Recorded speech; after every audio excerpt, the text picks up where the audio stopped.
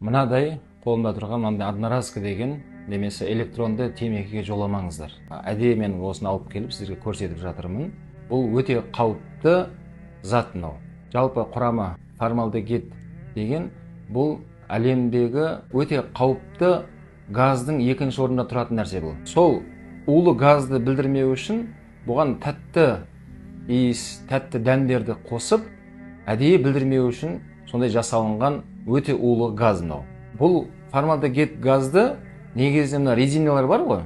Жалпы сол резиналарды балқыту үшін жасалынатын зат ол. Ал сіздің мына өкпеңіз, мына ауыз қуыстары, көзіңіз, жалпы өте нәзік ағзаларыңызды ең бірінші осы нәрсе құртады. Мынау Таиланд мемлекетінде жалпы осыны шегіп жүрген адам ұсталынатын болса, ол сотталады. Өйткені бұның адамға келтіретін зияны өте қауіпті болғандықтан. Құрметті оқушылар, сіздің керемет алдыңызда үлкен өміріңіз бар. Көк туымызды желбіретіп, мына Ермахан ағаларымыз секілді, Мұхтархан ағаларымыз секілді, Бекзат Саттархан бауырымыз секілді, осындай олимпиаданың чемпионы болам десеңіздер, мынандай пәлекетке жоламаңыздар.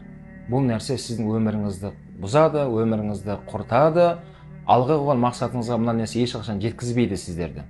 Сол себепті бұндай нәрседегі өте аулақ болуға шақырамын.